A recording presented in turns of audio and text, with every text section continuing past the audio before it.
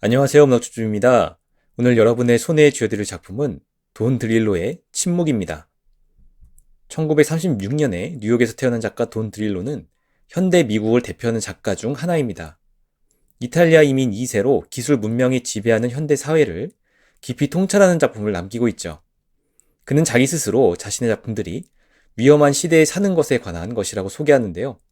그만큼 현대 문명의 어두운 그림자를 포착하여 잘 보여주고 있는 작가라고 할 수 있겠습니다. 오늘 소개해드릴 돈 드릴로의 작품 침묵은 2020년에 발표된 비교적 최근작입니다. 흥미롭게도 이 소설의 시대적 배경은 2020년으로부터 2년 후인 2022년인데 바로 올해죠. 원인 불명의 장애로 모든 기술이 사라진 상황에서 기술 문명에 젖어들어 있는 현대인들의 무력함을 보여줍니다. 얼마 전에 우리나라에서 있었던 카카오톡 장애 사건을 떠올리면서 작품을 감상하시면 더욱 몰입하실 수 있을 겁니다. 이 소설을 읽다 보면 왜 돈 드릴로가 현 시대를 대표하는 작가 중 하나로 평가받는지 알 수 있죠. 이 작품에 등장하는 주요 인물들을 소개해드리도록 하겠습니다. 이 작품의 등장인물은 모두 5명입니다.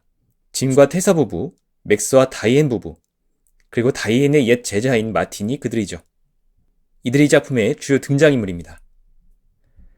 이 작품의 주요 줄거리를 소개하도록 하겠습니다. 부부인 짐과 테사는 파리에서 미국으로 가는 비행기를 타고 여행 중이었습니다.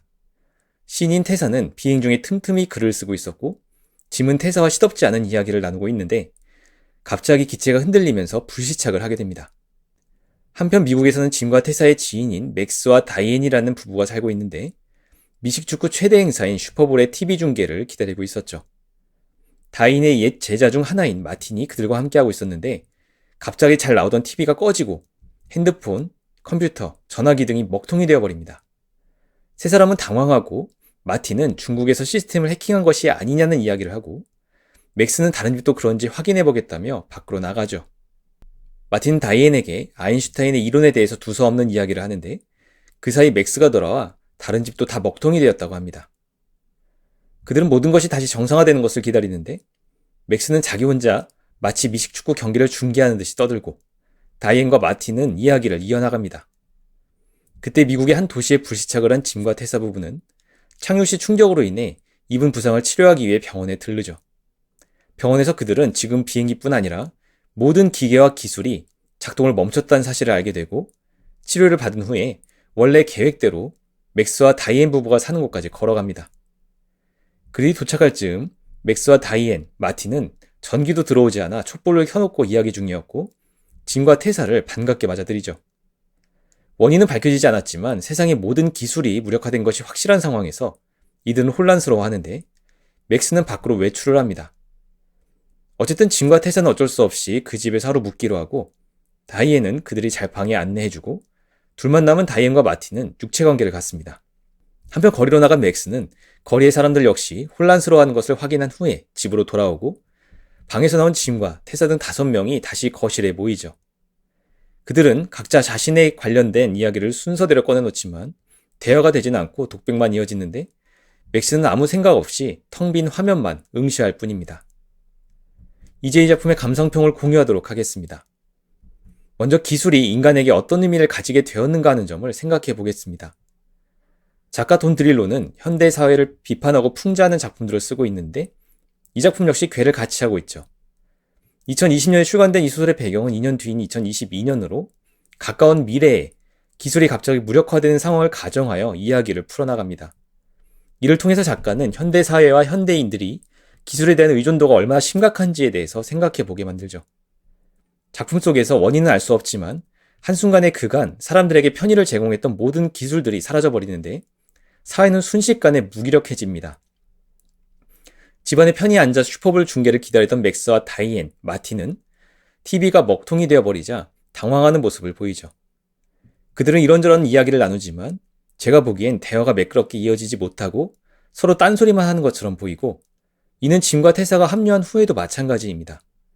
특히 맥스의 경우에는 소파에 무기력하게 앉아 그나마 대화에도 제대로 참여하지 못하는 모습을 보이죠. 대화조차 이어나가지 못하는 이들의 모습을 보면서 우리는 기술이 사라진 상황에서 인간이 얼마나 무력감을 느끼는지를 생각해 보게 됩니다.